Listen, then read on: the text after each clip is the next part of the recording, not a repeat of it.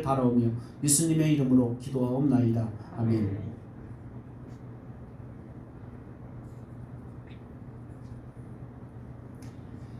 오늘은 청지기의 경제원칙 데살로니가전서 4장 10절로 12절 말씀입니다. 함께 말씀 읽겠습니다. 너희가 온 마게도냐 모든 형제에 대하여 과연 이것을 행하도다. 형제들아 권하노니 더욱 그렇게 하고 또 너희에게 명한 것 같이 조용히 자기 일을 하고 너희 손으로 일하기를 힘쓰라. 이는 외인에 대하여 단정히 행하고 또한 아무 궁핍함이 없게 하려 함이라. 아멘. 우리가 몇 주 전에 우리가 노동에 대한 것, 노동은 어떤 저주받은 것의 형태가 아니라 노동은 하나님이 주신 이런 축복이다라는 것을 이미 말씀드렸고, 그 노동은 우리 삶의 가운데 빈곤을 감소시키는, 또 우리가 부요함을 낳게 하는 본질적인 요소다라고 성경은 가르쳐주고 있습니다. 물론 우리가 부욕해 되는데 노동, 일만이 전부는 아닙니다. 어떤 사람은 죽도록 노동했는데도 가난이 빈궁처럼 오는 사람도 있어요. 그러니까 노동만이 전부는 아닙니다. 그런데 노동하는 것이, 어떻게 보면 일하는 것이 우리가 빈곤에서 벗어나는, 그래서 부유함으로 나아가는 중요한 요소가 된다라는 것은 우리가 부인할 수 없습니다. 많은 결실을 맺기 위해서 우리가 노동은 일한다는 건 뭡니까? 하나님이 주신 그런 천연 자원들을 우리가 부지런히 지혜롭게 운영해서 그것으로 말미암아 우리가 유익을 얻는 것을 우리가 일한다, 노동한다라고 말합니다. 하나님이 주신 땅을, 그 땅에다가 곡식을 심어서 그것을 나에게 필요한 유용한 자원으로 이렇게 개발하는 것은, 거기 노동이 들어가지 않으면, 일이 들어가지 않으면 땅이 뭐 저절로 열매를 맺고 땅이 저절로 뭐 과실을 맺게 하는 게 아니다. 거긴 반드시 노동이 필요하고 일이 들어가야 된다라는 거죠. 노동의 생산성을 높이려면 제일 중요한 근면함이겠죠. 부지런함이 있어야 됩니다. 또 한 가지는 성경에서 지혜롭게 일하라고 말합니다. 그러니까 일하는데 중요한 것 두 가지는, 하나는 근면성, 얼마만큼 근면하고 성실한다. 두 번째 요소는 얼마만큼 지혜롭게 일하는 것. 그래서 성경은 이 미련함에 대해서, 미련함이라는 건 다른 말로 말하면 어리석음입니다. 지혜의 반대지요. 그러니까 그게 똑같이 일을 하는데 미련하게 하지 말라라고 말합니다.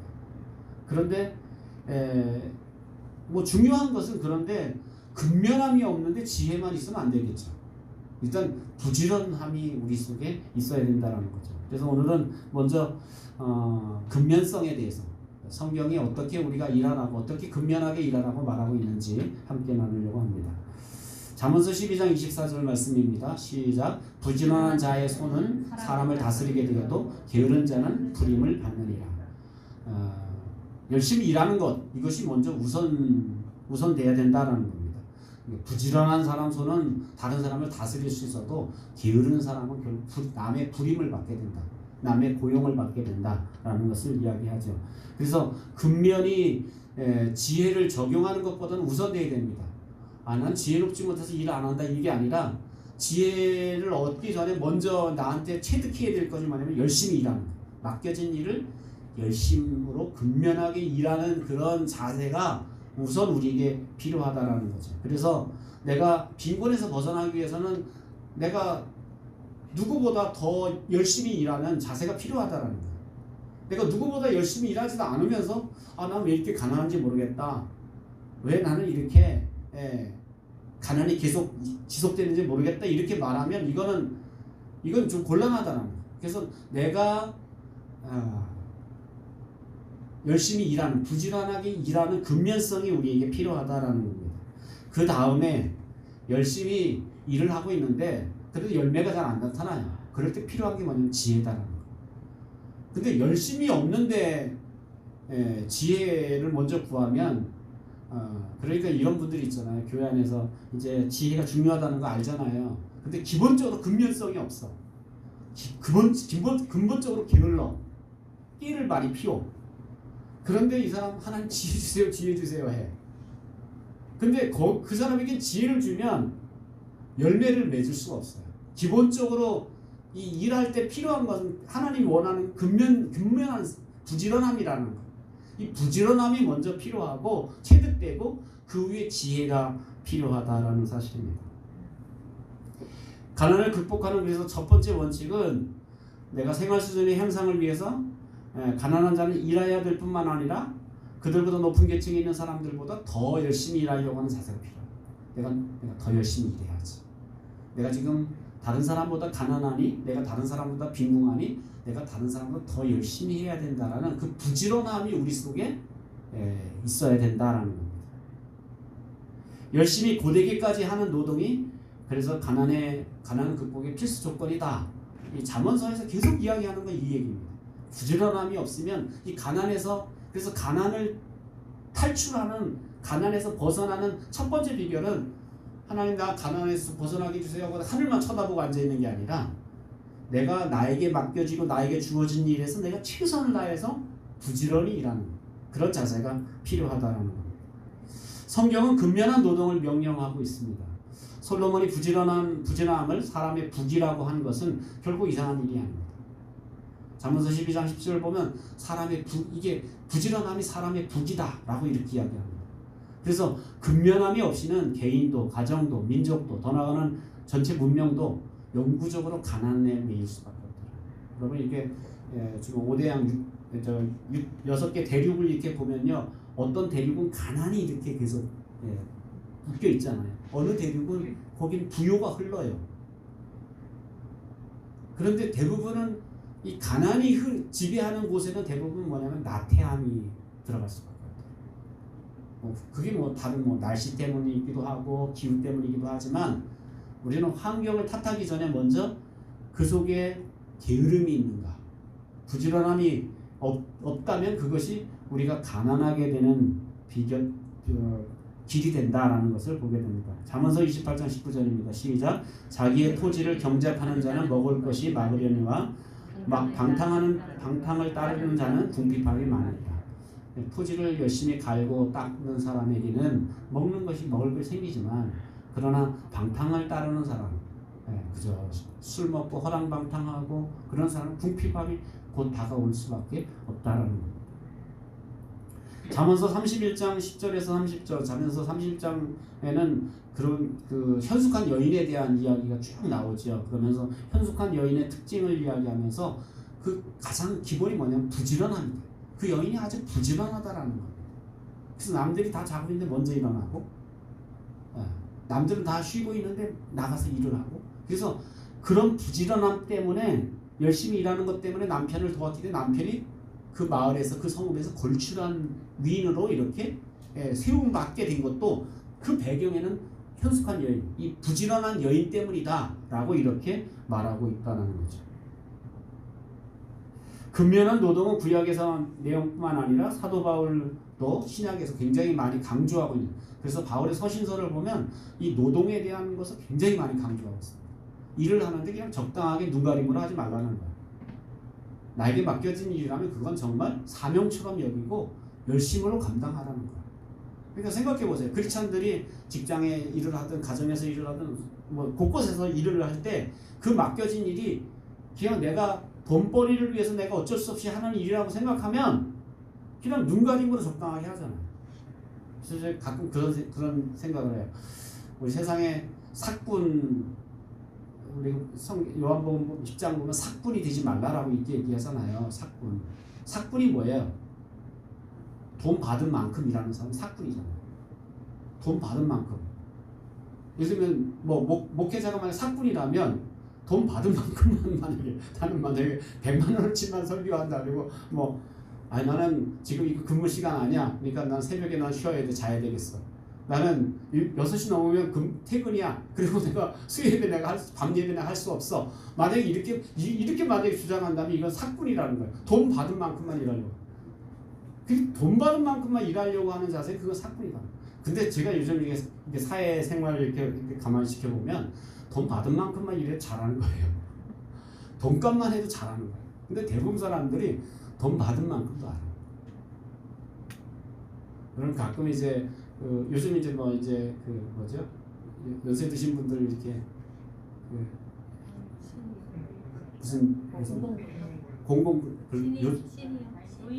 노인 일자리 창출 뭐 그런 일들 하시는 거 보면 물론 연세가 드셔서 뭐 그렇게 그분들이 뭐 다부지게 하실 수는 없지만 그저 이렇게 지나가면서 가끔 보면 그냥 운동 삼아 왔다 갔다 이렇게 그래서 어떻게 보면 그 일도 나에게 그 일이 내가 나이가 들었지만 나에게 그 일이 맡겨졌다면 그냥 적당히 시간 때우는 식으로 그렇지 않으면 그렇게 일하면 안 된다라는 거예요.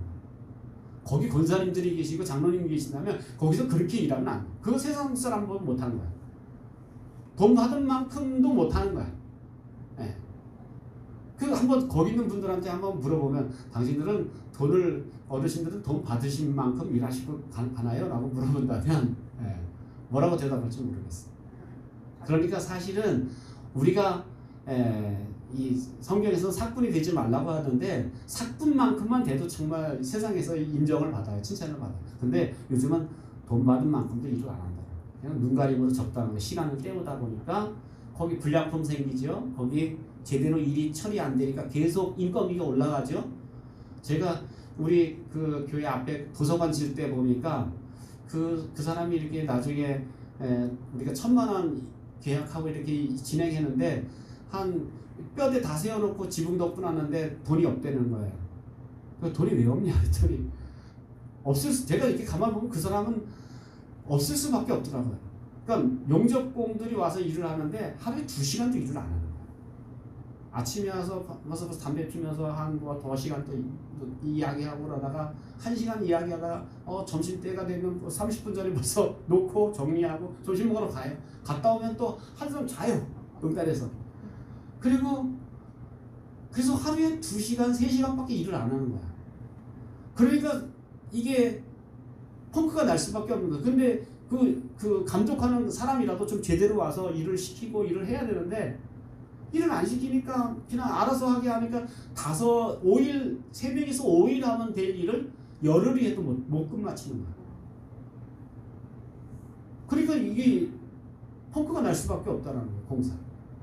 그러니까 제가 이렇게 건축공사나 이런 공사 저도 이렇게 옆에서 지켜보면 정말 시간만 때우려고 하는 분들이 굉장히 많아요.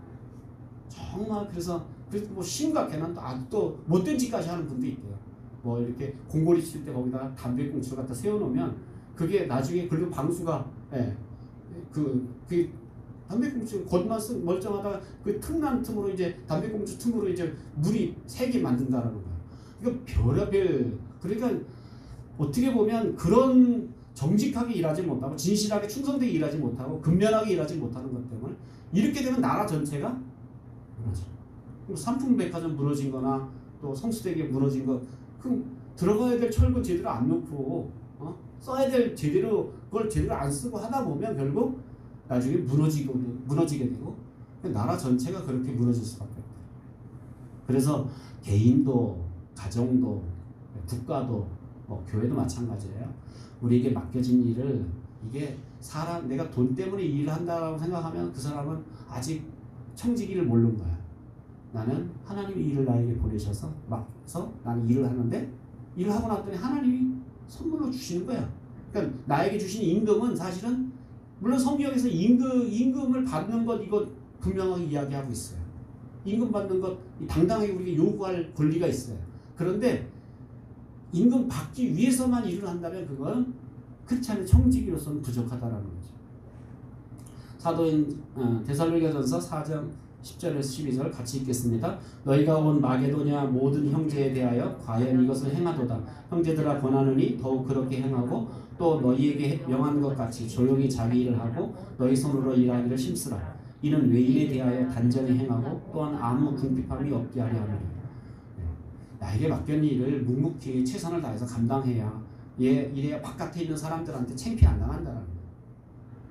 저 예수 안 믿는 사람한테 손가락질 안 당한다라는 거예요. 나에게 주어진 일을 내가 정말 부지런히 잘 감당할 때 그럴 때 우리가 하나님 영광을 가리지 않게 된다라는 것을 이야기합니다. 데살로니가후서 3장 6절에서 15절에도 양식을 위해 수고하고 애써 일함으로 먹으라고 가르칩니다. 그래서 일하기 싫으면 어떻게 하라고 합니까? 먹지도 말라. 이렇게까지 이야기해요. 일하기 싫으면 먹지도 말아요. 그래서 일한 사람이 먹어야 된다. 그래서 우리가 일하는 것, 그 일하는 건 그래서 여러분 뭐 연세가 드시면 뭐 더 이상 일할 수 없는 상황도 오지만 일할 수 있을 때까지는 일하는 것, 일하는 것, 그것은 하나님의 축복이다라는 겁니다. 일하기를 거부하는 행위는 회중의 공식 징계를 요구할 정도였습니다. 일하기 싫어하는 사람은 징계하라, 교회에서 징계하라고 이야기합니다. 그래서 집사의 자격도 보면 이렇게 진실하게 일하지 못하는 사람, 일만 만드는 사람, 일을 하는 게 아니라 일을 만드는 사람, 이 사람 집사의 자격에서 결격 사유였다라는 거예요. 그리고 교회 공부에 즉각적으로 반응하지 않는 자들에게 교제를 단절할 정도로 그렇게 이 일하기 싫어하는 것, 게으름에 대해서 아주 도덕적인 아주 중요한 경고상으로 도덕적인 문제로 그렇게 삼았다는 겁니다. 골로새서 3장 22절 24절에도 일의 대가가 있음을 당연하고 그 대가에 대한 기대가 노동에 합당한 동기 중에 하나이긴 하지만 이 얘기 뭐냐면 돈 받는 거 당연하지만 임금 받는 거 당연한 동기지만 그래서 우리가 여러분 똑같이 1시간을 일했는데 어디서는 내 1시간 일한 대가를 5만 원을 쳐주는 데가 있죠. 그리고 1시간 너무 심한 거. 1시간 일하는데 어디에서는 2만 원을 쳐주는 데가 있는가 하면 어느 데에서는 5천 원 쳐주는 데가 있더라고요. 요즘 물론 이제 뭐 만원, 9,800원이고 얼마 이렇게 정해져 있지만 그래서 어디에서는 2만 원 쳐주고 어디서 만 원 쳐주면 나는 내 노동의 가치를 똑같이 1시간 일을 하더라도 내 노동의 가치를 높이 쳐주는 곳에 가서 일을 한다라는 거예요. 이건 가능해. 그러나 그것만이 다가 돼서는 안 된다. 우리의 지고의 동기는 뭐가 되냐면 우리를 죄악에서 구원해 주신 주님께서 우리에게 맡겨주신 봉사의 직책으로 맡겨주신 일이다라는 것을 우리가 사명감으로 그 일을 감당해야 된다. 동기가 그러니까 우리 크리스찬들은 좀 다른 사람과는 달라야 된다. 그래서 여러분 뭐 노동의 가치, 나의 1시간 노동의 가치를 높여주기 위해서 사실 뭐 우리 학생들은 그 노동의 가치를 높이기 위해서 공부하는 거잖아요. 어떻게 보면 부모님들이 공부 열심히 해라 하는 이유가 뭐예요? 똑같이 1시간을 일하도 노동의 가치가 공부를 많이 준비한 만큼 내 노동의 가치가 더 1시간의 가치가 더 올라간다라는 거예요. 그런 것 때문에 사실은 우리가 열심히 기술도 배우고 자격증도 따고 하는 이유는 뭐냐면 그 노동의 가치를 높이기 위해서 그렇게 한다.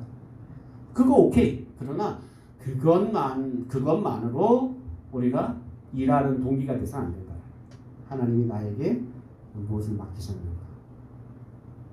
그래서 요즘 젊은 친구들이 대부분 보면 이제 이렇게 아이들 말로 하면 뽀대 나는 일만 하려고 하고 뭐 좀 이렇게 그래서 제 친구가 그 기아 자동차 소사장인데 한국 청년들 구할 수가 없대요. 그러니까 외국인 근로자들 이렇게 받아서 해외 근로자들 받아서 일하는데 그래서 돈이 작은 값이지 그랬더니 아니야 돈이 뭐 이렇게 작은 것도 아니고 그 처음에 견습할 때 200만 원 그리고 뭐 250 뭐 이렇게 올라가는데요. 근데 이럴 사람이 없더라고요. 거기 와서 노동을 그 기름 묻히고 그런 일을 안 한다라는 거 싫어한다라는 거.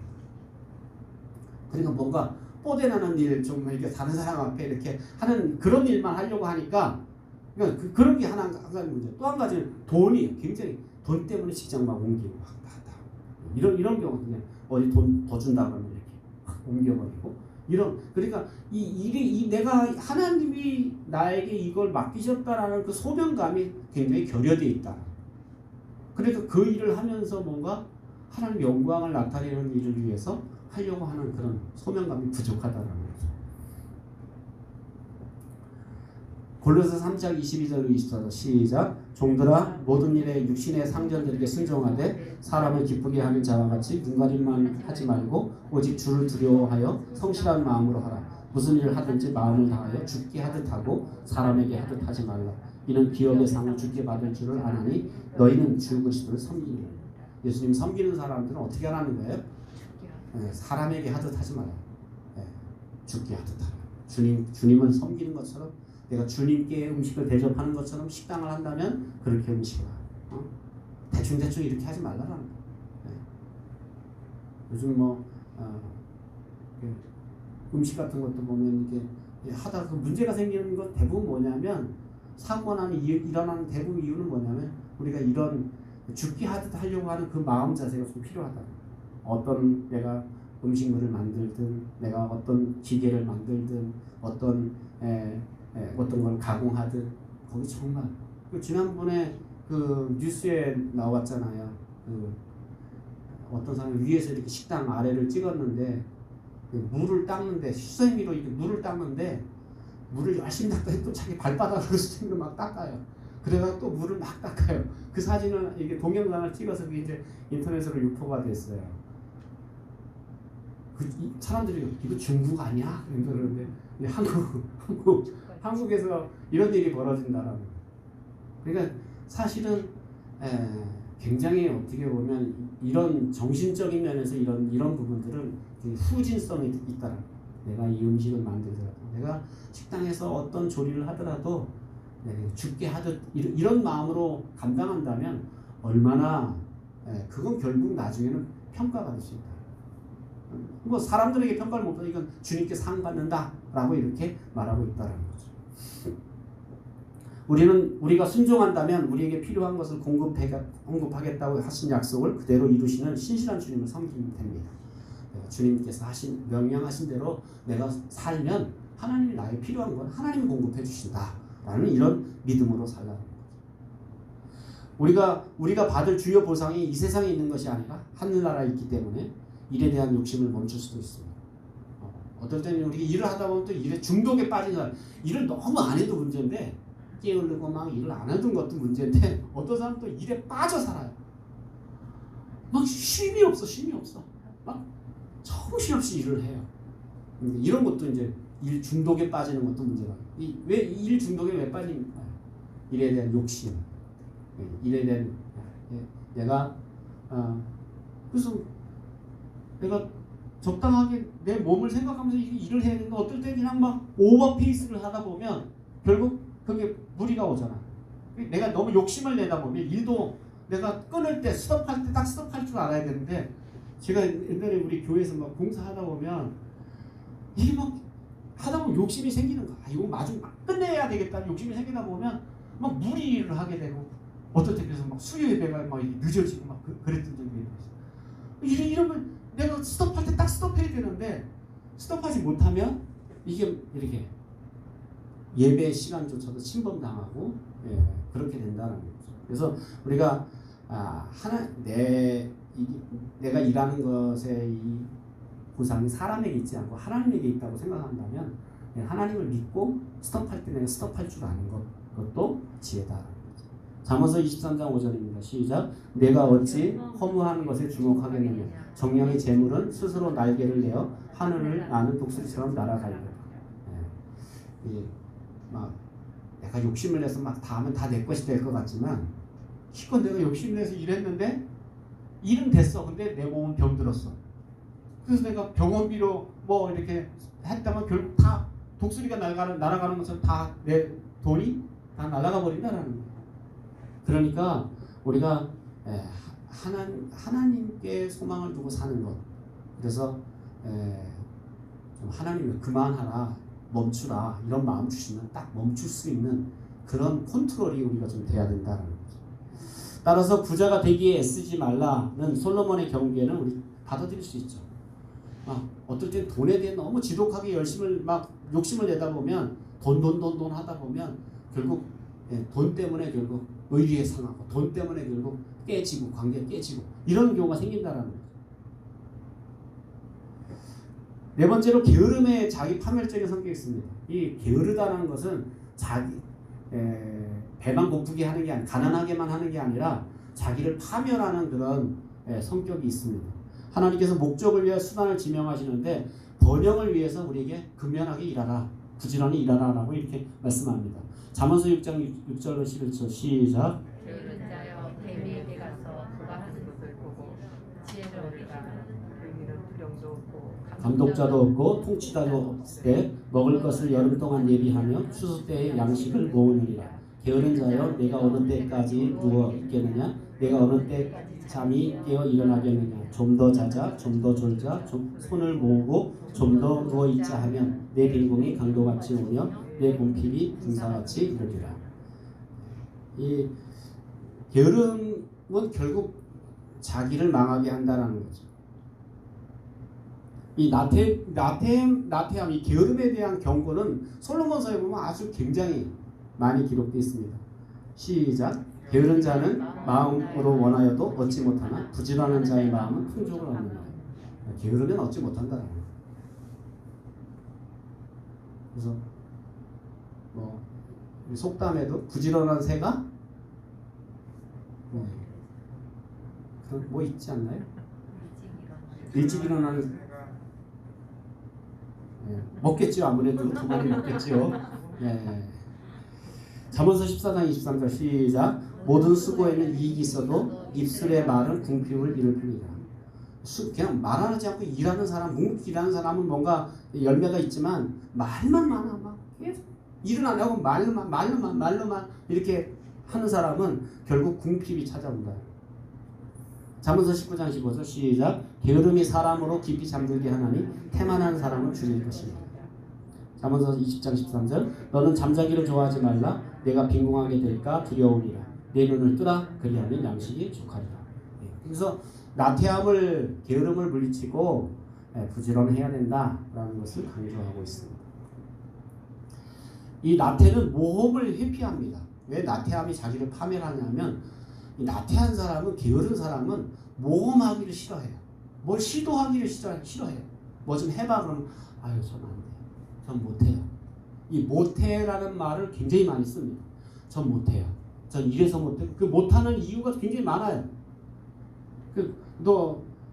그래서 우리 학생들이 가끔 이렇게 이야기하면 못해요가 굉장히 많아요. 못해요. 왜 못하는데 이유를 물어보면 이유가 또 많아요. 아주 못할 이유가 쫙쫙쫙 정리되어 있어. 그러니까 이게 게으른 사람의 특징이다라는 거죠. 게으름은 한 가지 이상의 손해를 낳게 되는데 게으름은 단순히 일하기 싫어하는 것뿐만 아니라 가장 중요하게 경제활동 중에서 모험하는 걸 싫어해요. 시도하는 걸 싫어한다라는 거예요. 새로운 그건 전 못해요. 그건 안 해봤어요. 전 뭐 할 수 없어요.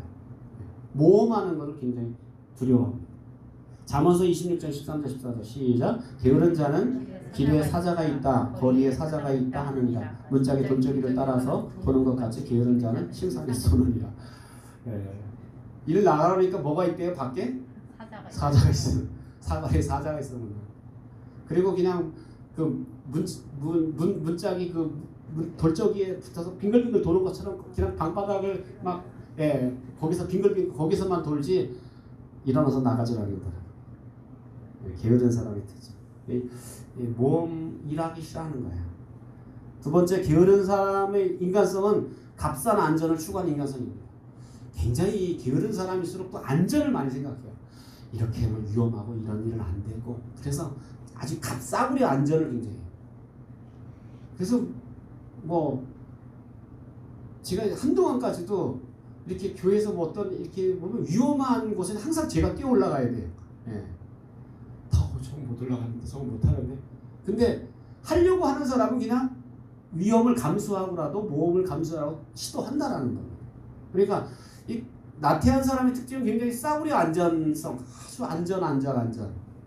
그래서 여러분 이제 이 나태한 사람의 특징 중에 이 코로나19가 또 하나의 또 안전 방패가 돼서 코로나 때 위험해서 안 돼, 예배 드리면 안 되고 기도하면 안 되고 이런 게 이제 굉장히 사실은 어떻게 보면 우리 게으른 인간성하고 이제 딱 맞으면 그러니까 처음에는 사실 예배 이게 타협해서 못 드리는 게 참 안쓰럽고 굉장히 힘들었는데 이게 뭐 한 달도 아니고 지금 1년이 넘다 보니까 이게 편리해지는 거야. 그 인간의 게으름에 이렇게 딱 맞는 거예요. 굳이 더운 날 예배당에 나갈 필요가 없는 거예요. 그래서 그냥 편안하게 텔레비 앞에서 요즘 올림픽 경기도 하고 그러니까 지금 야구도 하고 그러니까 그냥 편안한 걸 이렇게 추구하다 보면 결국은 내가 시도하지 않게 된다는 거예요. 두 번째로는 질투, 시기, 앙심에 빠짐. 양심의 앙심입니다. 예.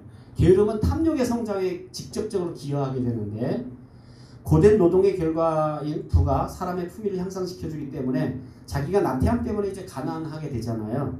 그러면 게으른 사람들은 부자에 대해 질투심을 느끼게 됩니다. 그런 마음이 있어요. 괜히 자기가 일 안 해서 지금 가난하게 됐는데 저기 열심히 일해서 부자가 된 사람 보면 자꾸 흠집을 쳐요. 아, 저 사람 부모 잘 만나서 그렇게. 저 사람은 어떻게 재수가 좋아서 저렇게 대박이나.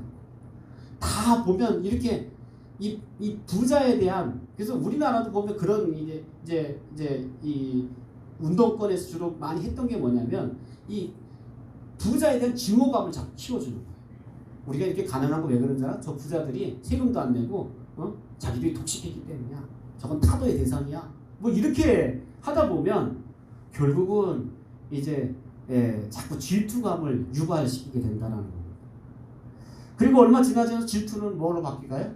시기심으로 바뀝니다. 이제 질투가 모자라서 이제 시기합니다.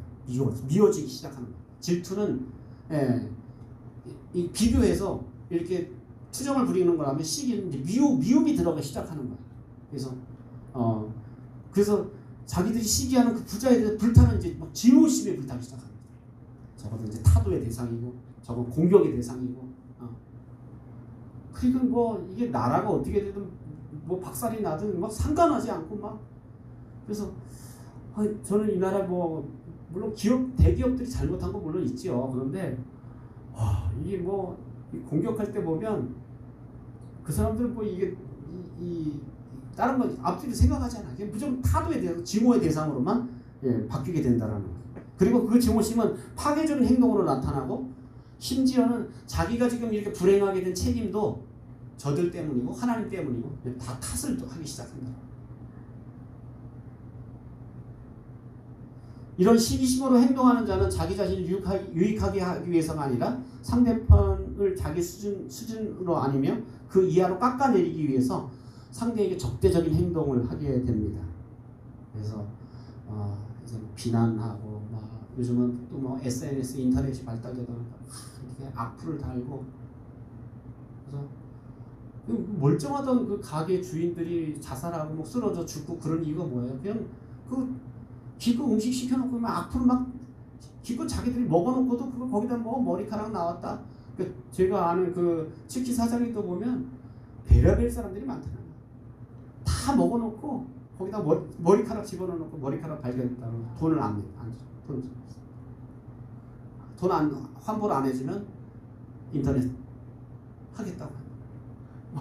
별의별 사람이 많다 그래요. 질투와 시기는 궁극적으로 앙심을 낳게 되고, 앙심은 레쌍디망이라는 말인데 시기의 대상자들에게 재난이 닥치를 바라고 그것을 즐거워하는 복수심에 빠지는 거예요. 어떻게 하면 저들을 망하게 할까? 저들을 무너뜨릴까? 여기까지 나와요. 뭐가 시작이에요? 게으름이 시작했어요. 나태함에서 시작된 이 시기, 질투, 시기심, 그 다음에 증오심이 결국 나중에는 이렇게까지 발전하게, 앙심으로까지 발전하게 됩니다. 앙심은 다른 사람들의 속성과 자기 속성을 비교하려는 경우에서 그 기원을 두는데, 어떤 차이점이라도 발견되면 그것이 그 병적인 증상을 작동시키기에 충분한 이유가 됩니다. 뭐든지 나한테 기분 나쁘게 수틀린 게 뭐가 딱 잡히면 그냥 앙심을 품고 막 고발하고, 앙심을 품고 막 댓글 쓰고 악플 달고 막, 그래서 상대방 그냥 손해보게 만들고 무너뜨리게 만듭니다. 그 사람 그것 때문에 죽는지 그것 때문에 마는지 하나 상관하지 않고 그런 사람들이 이게 점점 늘어나고 있다는 거예요. 이게 문제는 심각하게. 그리고 또 그런 사람들이 판치기 좋은 세상이 아니죠. 뭐 그냥 가만히 앉아서 익명으로 뭐 타자만 두들겨대면 뭐 다른 사람에게 손해가 되니까 뭐 이런 일들이 벌어지게 됐다는 거죠. 궁극적으로 게으름에서 자라난 탐욕, 질투, 시기, 앙심은 경제적으로나 영적으로 마비되어가는 거죠. 이렇게 여기에 빠진 사람은 영적으로 마비됐어요. 이 사람들 뭐 교회 공격하는 거 봤고요. 막 입에 거품 물고 막 교회를 공격해요. 자기들은 상관도 없는데. 왜 그러냐면 이 사람들은 영적으로 마비됐어요. 뭐 한가 자기가 상관없는 일도 자기가 뭔가 수틀린다 그러면 자기 눈에 거슬린다 하면 그냥 아주 망가뜨리는 거야. 쑥대밭을 만드는 거야. 이런 아주 못된 마음들이 있다. 영적으로 마비돼요. 마비돼. 탐욕, 질투, 시기, 앙심을 지니고 있는 사람은 그것들 때문에 자신의 실제 문제는 뭔지 몰라요. 정작 자기를 못 봐요. 그 사람은 자신의 비참한 신세와 모든 원인이 다 누구 탓이야? 다른 사람 탓이라고 생각해요. 그리고 그 사람을 증오하고 미워하고 그 사람한테 복수하는데 온 에너지를 거기다 쏟는 거예요. 그리고 말로, 요즘 뭐 글로, 물리적인 힘으로 동원해서, 요즘에 또 이렇게 영상 찍어서 올리는 사람 유튜버들이 많아요. 그러니까 막 별의별 때 가서 이 유튜브들 정말 제가 이렇게 보면 이 나라를 생각하면 정말 안타까운 일들이 너무 많아요. 심각한. 이 어디서부터 이게 바로 잡아야 되는지, 어디서부터 이게 세워야 되는지. 저는 우리 크리스찬들부터, 그렇죠. 뭐 우리 시작은 항상 크리스찬부터 시작해서 변화돼야 되고, 우리를 통해 우리의 자녀들이 변화돼야 되고, 또 우리 이웃들이 내가 속한 직장을 변화시키는 일, 이렇게 우리가 나가지 않으면, 그러니까 이 얘기는 뭐냐면 거꾸로 생각하면 우리 크리스찬들이 안 바뀐다라는 거예요. 교회는 다니는데 정신이 안 바뀌는 거예요. 사고가 안 바뀌고 자세가, 태도가 안 바뀌는 거예요. 직업을 일터에서 일터의 영성이 제대로 발휘가 안 된다는 거예요. 적당하게 세상 사람부터 어떨 땐 더 못한 사람이 돼버린다. 이렇게 되기 때문에 세상에 영향력을 끼치기가 어렵게 됐다는 거죠. 게으른 사람이 영적인 조언을 들으면서 도움을 받을 수 있을까? 그럼 어떻게 생각하세요? 이런 사람 영적 도움을 받을 수 있을까요?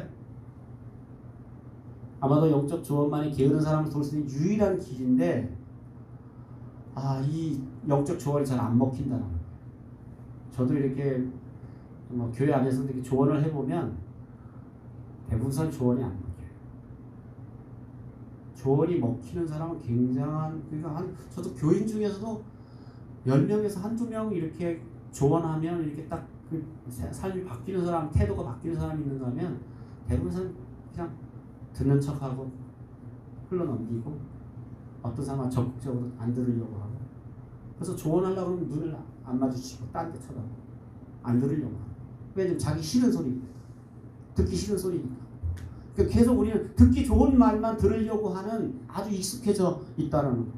그러니까 이런 데서 이 영적 태만에서 벗어나기가 어렵다는 거. 그러나 게으름과 그 열매인 탐욕, 질투, 시기, 양심은 대부분 그와 같은 조언을 받아들이지 못하도록 방해합니다. 조언하지만 조언을 안 받으려고 자꾸 방해해요.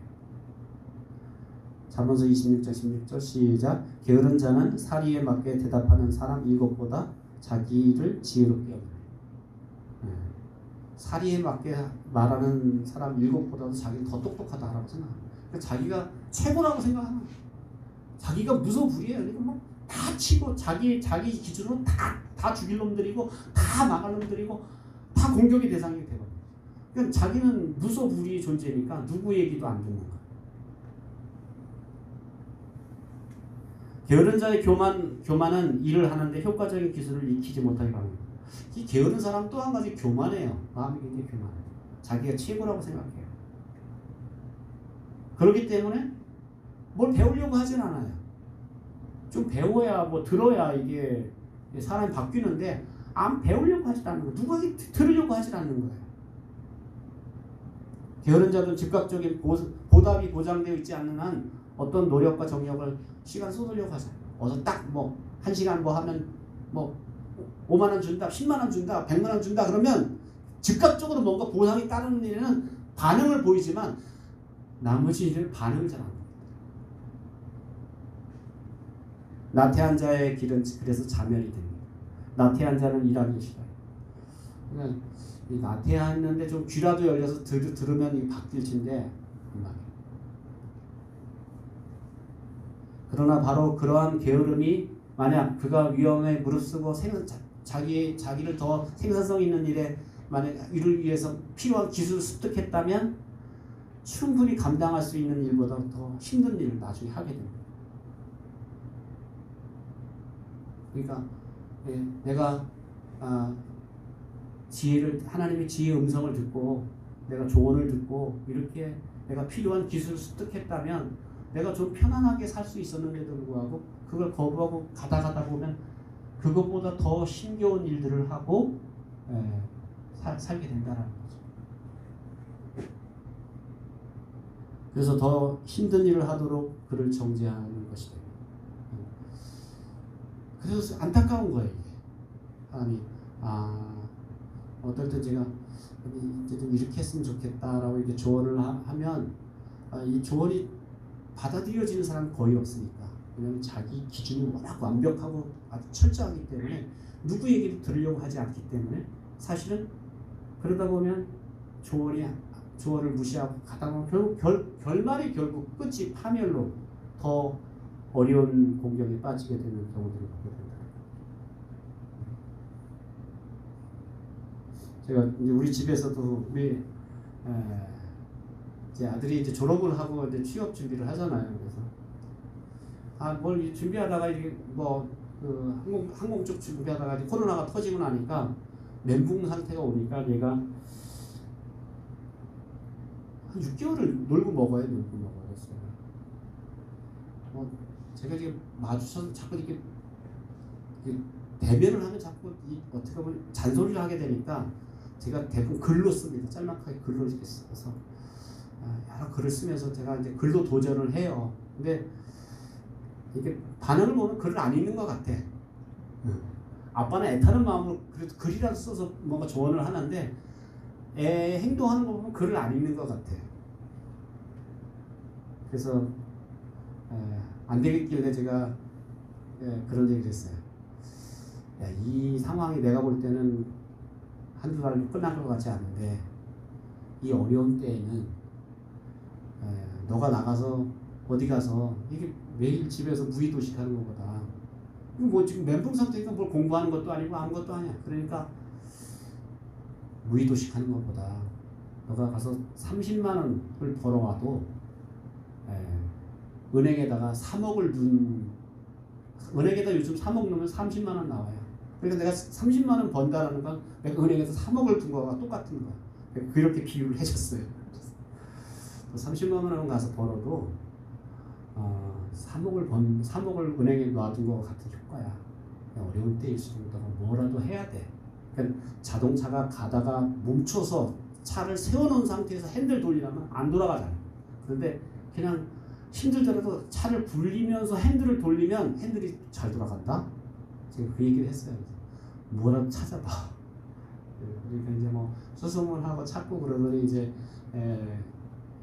6개월 정도 놀더니 이제 지금 직장에 이제 들어가게 되고 이렇게 하더라고요. 그래서 이게 사실은 이렇게 쉬다 보면 쉬는 게 굉장히 이제 편해지고 거기에 나름대로 이제 틀이 딱 잡히다 보면 거기서 이제 더 편해지니까 다른 시도를 하지 않으려고 한다는 거죠. 그래서 이렇게 조언을 그래서 우리가 뭐 요즘은 저도 이제 조언하는 게 쉽지 않은 세대라는 것을 인정하고 조언하는 것 정말 그래서 어떨 때는 부모님들이 여러분 그러잖아요. 여러분 다 그런 생각을 해요. 부모님들이 속이 타는 게 뭐냐면 말해봤자 싸우니까 그리고 승질내고 그러니까 그냥 말도 못하고 맨날 새벽기도 나와서 기도만 하는 거예요. 기도만 할 따를 뿐이야. 좀 일어나서 예배드리지 뭐 그 잔소리도 한두 번이지. 그러니까 말은 안 들으니까 결국은 이제 기도하는 일인데 그래서 이게 세대들이 정말 이 조언, 이 게으른 세대들에게 조언하는 것 이게 어떻게 보면 필요한데 이게 점점 안 먹히고 있다는 거. 이거 여러분 우리가 기억해야 됩니다. 그리고 게으른 사람이 당하는 경제적이고 영적인 속박에서 그들을 건져낼 수 있는 오직 유일한 것 영적인 변화입니다. 그러니까 이게 사람의 설득, 사람 방법이 잘 안 통해요. 그래서 하나님의 강력한 영적인 만지심이 필요하다는 거예요. 그래서 이것도 어떻게 보면 영적인 굴레에 이렇게 휘울 수 있어요. 그래서 이 사단이 아주 고수야. 그래서 내가 뭔가 악한 일을 이렇게 내가 반복하다 보면 거기 사단이 옳지 하고 딱 들어와. 그래서 나를 거기 딱 묶어버리는 게 이게 사단의 명수야. 그러니까 대부분 이런 나태함과 게으름도요. 처음에는 한두 번 그러잖아요. 우리도 너무 열심히 일했으니까 내가 한 이틀 내가 좀 게으름 좀 피워야지.